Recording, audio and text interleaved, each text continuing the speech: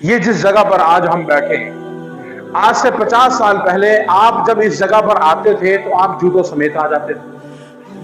کیوں؟ اس وقت یہ مسجد نہیں بنی ہوئی تھی، یہاں سے لوگ گزرتے بھی تھے، یہاں جوتے لے کر ادھر بھی گئے، ادھر بھی گئے، ادھر بھی گئے۔ لیکن جب اس کا نقشہ بنا دیا گیا، اس کے باہر لکھ دیا گیا کہ یہ جگہ مسجد کی جگہ ہے، تو اب آنے سے پہلے ہر بندہ اپنے جوتے باہر اتارتا ہے، پھر اندر آتا ہے۔ اس بندے سے سوال کرو، بھائی 2 سال پہلے تو جوتوں سمیت اس جگہ سے گزر رہا تھا، اب یہاں مسجد لکھا گیا تو تو نے جوتے پیچھے اتار دیے۔ وہ کہے گا بھائی 2 سال پہلے اس کی نسبت کچھ اور تھی، اب اس کی نسبت کچھ اور ہے، پہلے یہ مسجد نہیں تھی، اب یہ مسجد ہے۔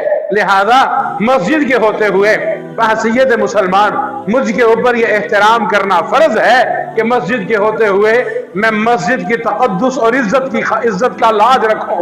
میں یہی بات کرتا ہوں، اگر ابو بکر اسلام نہ لے کے آیا ہوتا اور وہ ابو بکر ہی ہوتا، وہ اس وقت پرانے دور کا ابو بکر ہوتا تو جو مرضی کہہ لیتا، شاید کچھ اور بات تھی۔ لیکن جب ابو بکر اسلام لے آیا تو پیغمبر کے ساتھ نسبت ابو بکر کی آ گئی۔ اب ابو بکر نہیں رہا، بلکہ ابو بکر کو پیغمبر نے صدیق کا لقب دے دیا تھا۔ پھر عمر اگر عمر تھا تو جو مرضی باتیں ہوتی رہتی، شاید کوئی کچھ نہ کہتا، لیکن جب عمر پیغمبر کے ساتھ نسبت میں آ گیا تو پھر عمر نہیں رہا، عمر کو خطاب کا لقب مل گیا۔ عثمان اکیلا عثمان تھا، شاید عرب کے اندر عثمان کی اتنی عزت نہ کی نہیں جاتی، لوگ وہ مرضی کہنے لگ پڑتے۔ لیکن جب حضرت عثمان بن عفان میرے پیغمبر کے ساتھ نسبت کے زمرے میں آئے، اللہ نے ذو النورین کا لقب دے دیا۔ تو علی تھے، پیغمبر سے پہلے نسبت سے پہلے کچھ بھی نہ تھے، لیکن جب پیغمبر کے ساتھ نسبت ہوئی اللہ نے شرع خدا کا لقب دے دیا۔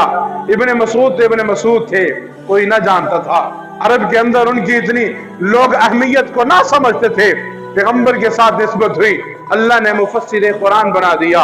حنظلہ تھے، کوئی نہ جانتا تھا، پیغمبر کے ساتھ نسبت ہوئی، اللہ نے غسیل الملائکہ بنا دیا۔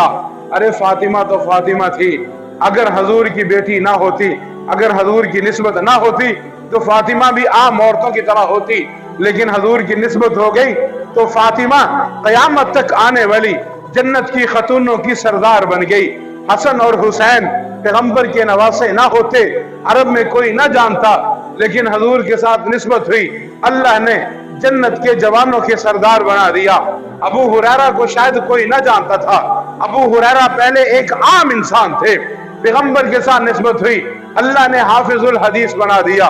میں اپنے وجدان میں یوں کہا کرتا ہوں کہ بلال تھا، حبشے کا رہنے والا تھا، رنگ بھی کالا تھا، بال بھی گنگریالے تھے، زبان بھی توتلی تھی، کوئی نہیں جانتا تھا، کوئی رشتہ دینے کے اہل نہیں تھا، کوئی دور دور تک غلام رکھتا نہیں تھا، دور دور تک بکریاں بھی نہیں اس سے چرواتا تھا۔ جو سوکھی بکریاں ہوتی جن کے تھنوں میں دودھ نہیں ہوتا، بلال سے کہا جاتا بلال ان بکریوں کی رکھوالی کر۔ لیکن جب پیغمبر کے ساتھ نسبت ہوئی، خدا کی قسم فتح مکہ کے موقع پر اذان دینے کی باری آئی تو کوئی بھی شخص آج تک کعبے کی چھت پر اذان نہ دے سکا۔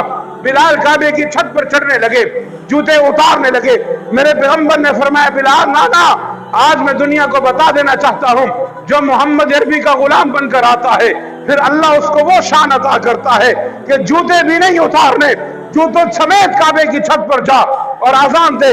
میں بلکہ اس سے آگے جا کر یوں کہتا ہوں کہ پھر بلال حضور کے غلام بنے، اور حضور معراج کے لیے جب سفر پر گئے تو چوتھے آسمان پر پیچھے سے قدموں کی آواز آئی، پوچھا جبریل یہاں تو اور میں تھے، لیکن یہ کیا ماجرا ہے؟ وہ تیسرا شخص بھی ہمارے پیچھے پیچھے آ رہا ہے۔ جبریل نے جواب دیا، یا رسول اللہ یہ تیسرا شخص کوئی اور نہیں ہے، یہ آپ کا بلال ہے، اور تہجد کے لیے اٹھا ہے اور اٹھ کر مسجد کی طرف جا رہا ہے، وہ چل مدینہ کی گلی میں رہا ہے، اللہ آواز جنت میں سنا رہا ہے۔